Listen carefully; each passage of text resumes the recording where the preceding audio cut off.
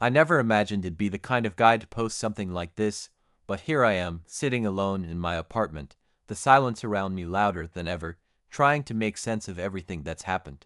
It feels like my entire world just collapsed in on itself, and I need to get this out, to at least explain how I got here.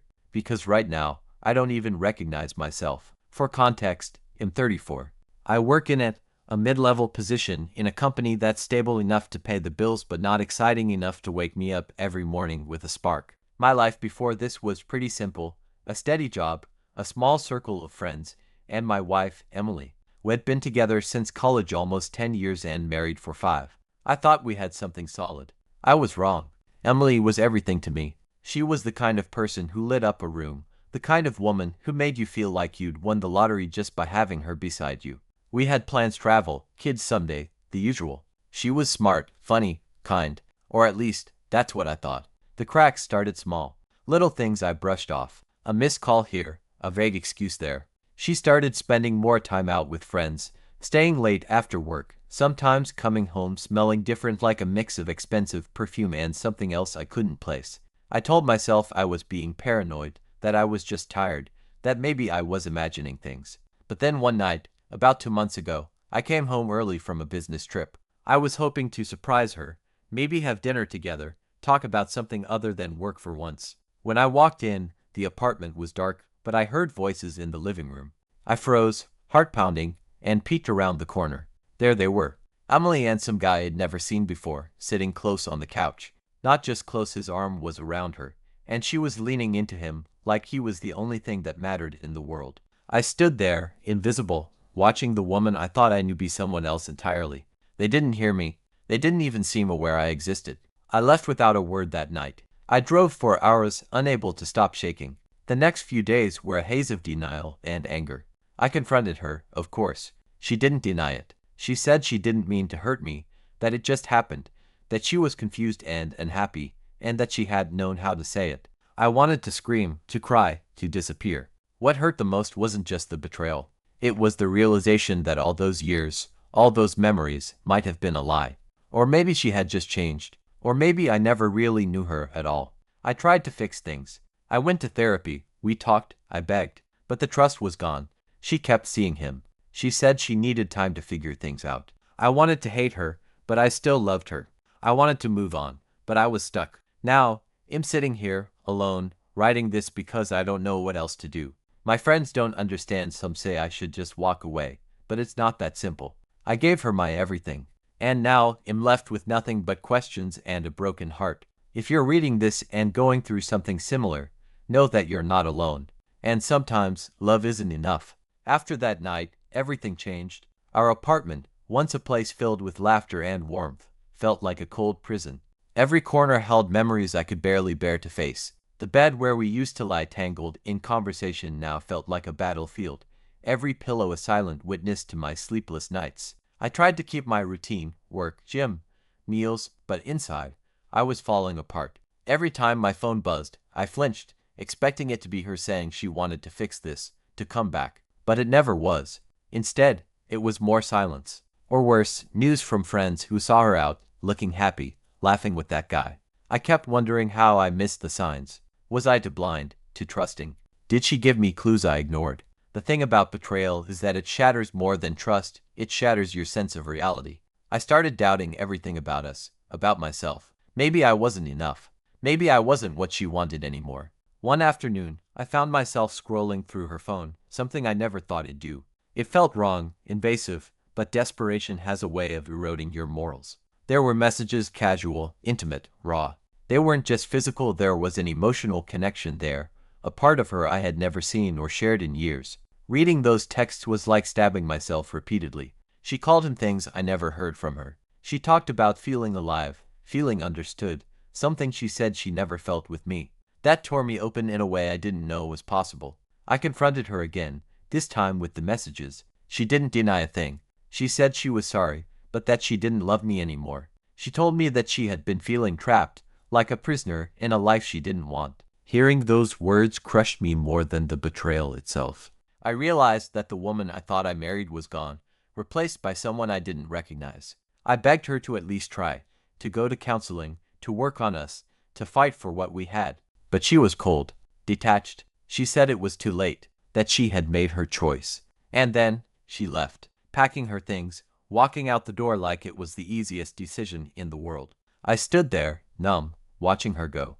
I didn't scream, didn't beg. I just let her leave, because at that point, there was nothing left to hold on to. The days after she left were the worst. I woke up every morning hoping it was a bad dream. I wandered through the apartment, touching things she had left behind: a scarf, a book, a coffee mug, anything to remind me of the person I thought I knew. But all I found was emptiness. I tried talking to friends, but they either didn't understand or didn't want to hear the messy truth. "You'll get over it," they said. "She wasn't right for you." But they didn't get it. It wasn't just about losing her. It was losing what we had built together, losing the future I imagined. There were moments, late at night, when the loneliness crushed me so hard I thought I might break. I'd lie awake, replaying memories, wondering what I could have done differently. If I had been better, would she have stayed? Was there some invisible line I crossed without knowing? I won't lie, there were dark days. Days I drank too much, days I ignored calls, days I didn't want to get out of bed. But slowly, painfully, I started to pick up the pieces. Therapy helped. Writing helped. Even talking to strangers online helped. People who understood the kind of heartbreak that doesn't just fade away. Now, months later, I'm still healing. I don't know if he'll ever fully trust again. I don't know if he'll ever fully love the same way. But I'm learning to live with the scars. They're a part of me now. I'm sharing this because if anyone out there is going through something similar, know this: betrayal feels like the end of the world. But it's not. It's a painful, brutal chapter, but not the whole story. You're not broken. You're still here. And one day, you'll find the strength to heal, to love again, to be whole again. And maybe, just maybe, that's enough. There's this strange thing about betrayal. It doesn't just hurt once. It's like a ripple in a still pond, and every thought, every memory, every little thing triggers waves of pain you never expected. Sometimes I catch myself smiling at a joke we used to share, and then it hits me like a punch to the gut. She wasn't there to laugh with me. She was somewhere else, with someone else. It's hard to explain the loneliness, not just the physical emptiness of the apartment, but the feeling that I'm standing in a room full of people and no one really sees me, because everyone expects me to move on, to get over it. But how do you move on when your foundation crumbles? I remember one night, sitting on the floor by the window, staring out at the city lights. The world kept moving, like nothing had changed, like life was this unstoppable force. But inside me, everything was frozen. I realized I didn't even recognize the person looking back in the mirror. The confident, hopeful guy I was had been replaced by someone hollowed out. Work became a blur. I showed up, did the minimum, and then left. My colleagues noticed. Some asked if I was okay. I just nodded and said I was tired. They didn't know how to ask about the real pain, and I wasn't ready to tell them. There were moments I thought about reaching out to Emily, not to fix anything, but just to understand. To hear from her why she left, what I did wrong, if there was any part of her that still cared. But every time I got close to typing a message, I stopped, because the answers might hurt more than the silence. Instead, I started writing. Not here at first, just in a notebook, pouring out the anger, the sadness, the confusion. It was messy and ugly, but it was mine. Slowly, those words turned into something that felt like healing. One of the hardest parts was realizing that this wasn't just about her. It was about me, too. About how I let myself believe in a version of love that wasn't real. About how I ignored my own needs trying to hold onto a dream. Therapy helped me see that. It was brutal facing my own flaws, my own fears, but it was necessary. I learned to be honest with myself, to accept that some things are out of my control, that sometimes people change, that love isn't always enough. I also started reconnecting with friends I had drifted from. Not the ones who told me to just move on, but the ones who listened, who sat with me in the dark moments without trying to fix me. They reminded me that I'm not alone, that pain shared is pain halved. And slowly, I started to feel something I hadn't in a long time: hope. I don't know what the future holds. I don't know if he'll find love again, or if I even want to right now. But I'm learning to live with the uncertainty, to find joy in small things, to appreciate the quiet moments. Most importantly, I'm learning to forgive myself, for trusting, for hoping, for loving. Because despite everything, I still believe in love. Maybe not the kind I thought I had.